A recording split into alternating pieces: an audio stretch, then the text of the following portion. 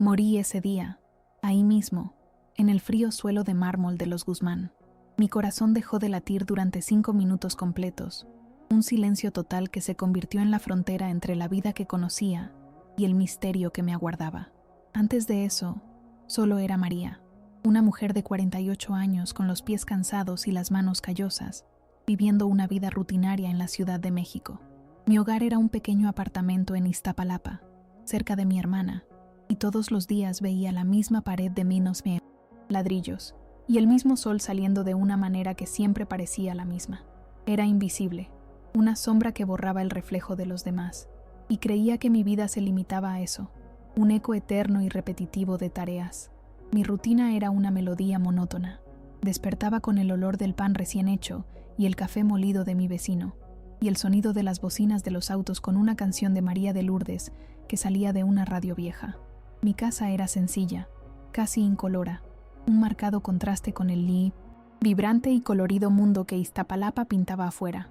Todos los días tomaba el metro, escuchando las mismas canciones, con mi delantal desgastado, el uniforme de mi existencia. Para el mundo, yo era la María que preparaba el café más fuerte y sabía exactamente cómo hacer la cama de todos, pero para mí era como si estuviera en una prisión de repetición, con barrotes hechos de cansancio y frustración. Dentro de esa rutina, mi mayor conflicto era la ansiedad, esa sensación de que el tiempo pasaba más rápido que yo, de que mi vida era pequeña e insignificante. Me atormentaba. Miré a los Guzmán y vi la opulencia, el mármol frío, la cristalería cara, y me sentí pequeño en un mundo de gigantes. Su casa olía a desinfectante y perfume francés, un aroma que contrastaba con el sudor y el pan de mi propia vida. El sonido de las notificaciones de su teléfono era un ritmo rápido, un compás constante que me hacía sentir la velocidad a la que vivían, mientras yo, como un sirviente del tiempo, simplemente repetía los mismos pasos. Mi vida era un hilo que se enredaba en sí mismo. El dinero que ganaba apenas alcanzaba para mantener a mi familia, y el dolor de no poder hacer más era como un puñal en mi pecho. Rezaba, es cierto, pero mis oraciones eran como suspiros de cansancio, como si mi fe también se agotara, pidiendo solo un poco más de paz, un poco más de dignidad. Sentía que mi lugar en el mundo estaba en las sombras, borrando el brillo de los demás, y ese sentimiento me consumía.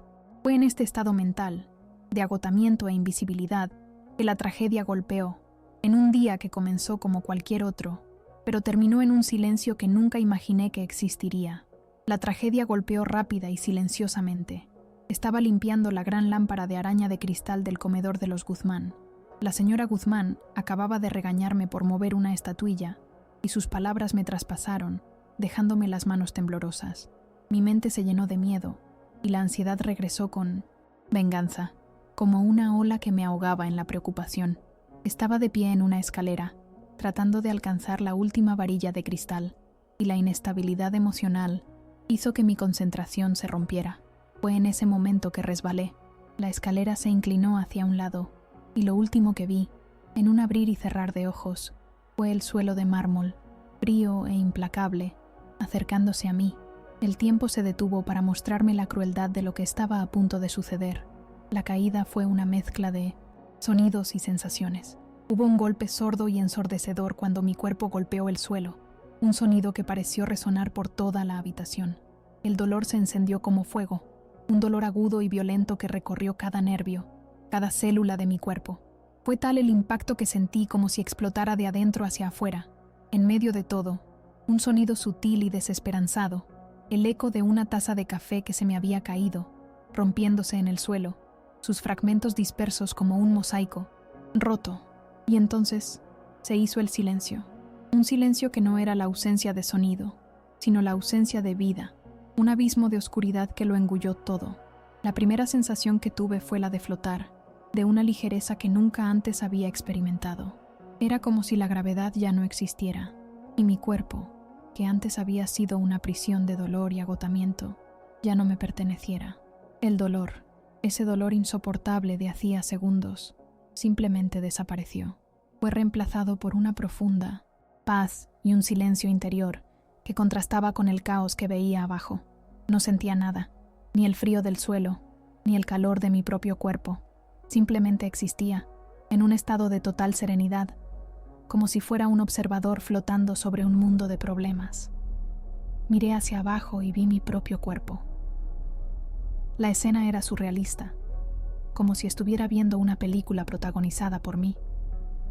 Allí, en el suelo de mármol, yacía mi cuerpo inerte, rodeado de un charco de sangre.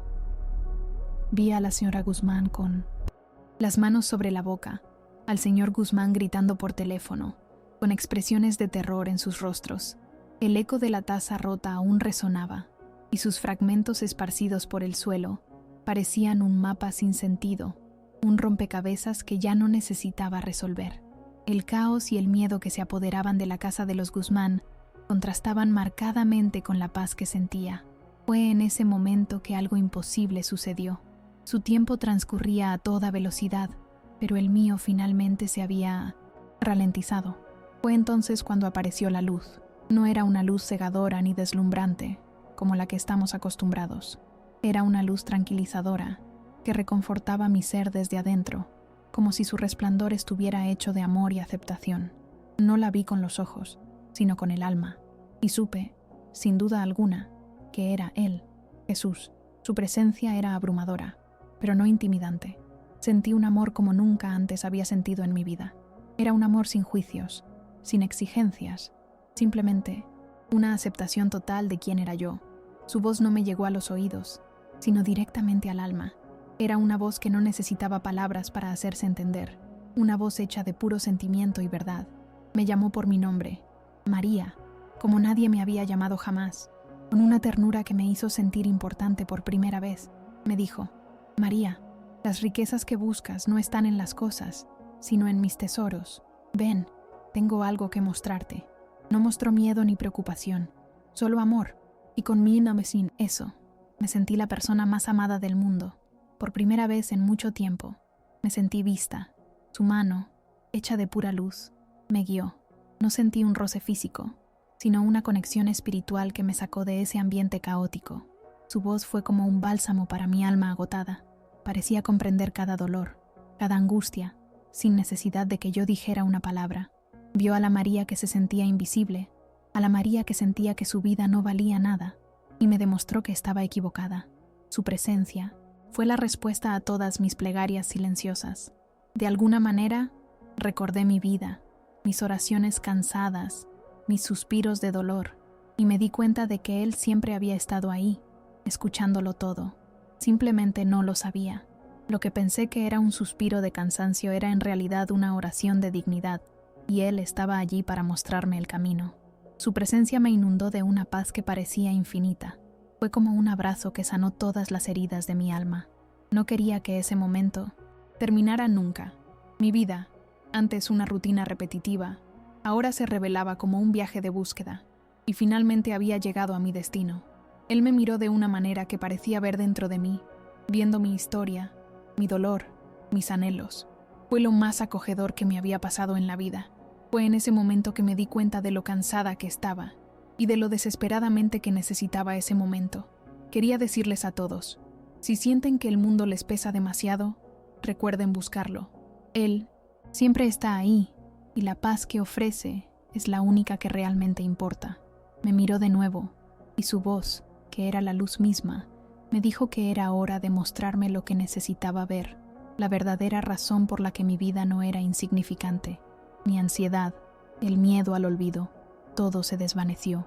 Ya no era María, la criada, sino un alma ante su Creador, lista para recibir el mensaje. Y el mensaje no se trataba de lo que hacía o dejaba de hacer, sino de lo que no veía.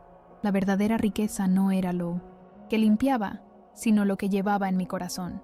Y entonces comenzó la visión. Entonces me mostró la visión. Era como si estuviera en un mapa, no un mapa de calles y edificios, sino un mapa de almas. Vi a mi familia, y el dolor en sus rostros parecía una mancha oscura en el mapa. Vi a mi hermano, luchando contra la adicción. Su adicción era una cadena que lo ataba. Mi sobrino estaba cegado por el deseo de tener lo que otros tenían, y su corazón era un espejo roto, reflejando la imagen de la riqueza que no poseía. Vi la prisa y la ansiedad en millones de rostros, por todo México, yendo y viniendo. Y entonces Me mostró el verdadero mapa secreto, el mapa que la mayoría de la gente, incluyéndome a mí, nunca había visto. La primera pintura que vi fue el mapa de las almas vacías. Era como una imagen satelital, pero en lugar de ciudades, vi corazones. Vi gente en grandes centros comerciales, como si estuvieran en el Paseo de la Reforma, vestidas con ropa elegante y con celulares de última generación, pero sus corazones eran como agujeros negros que absorbían la luz de sus cuerpos. Lo más impactante fue que las pantallas de los celulares no eran de vidrio, sino de espejos que reflejaban solo su imagen, en un narcisismo eterno.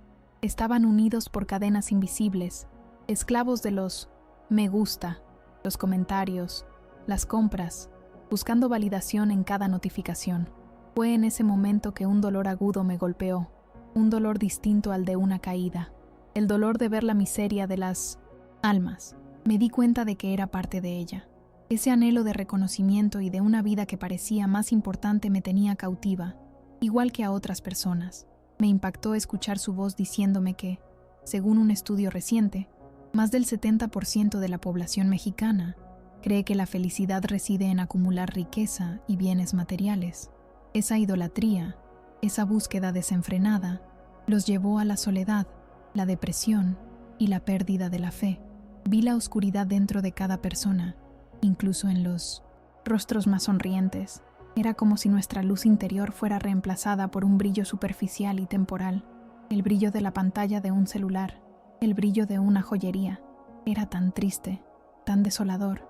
Entonces me mostró el mapa de la misericordia. Era todo lo contrario del primero.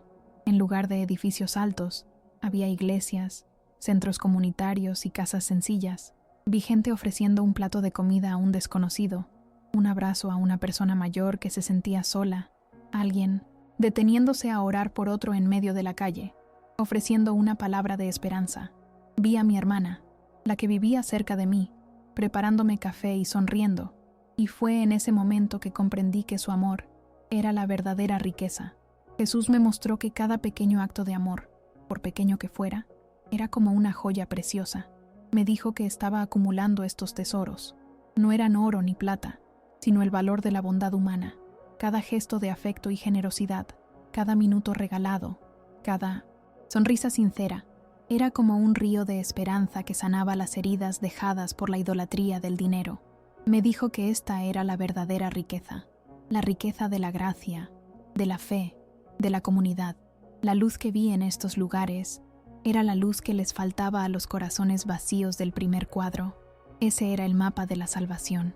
Mi alma se llenó de una emoción abrumadora, una mezcla de arrepentimiento y gratitud.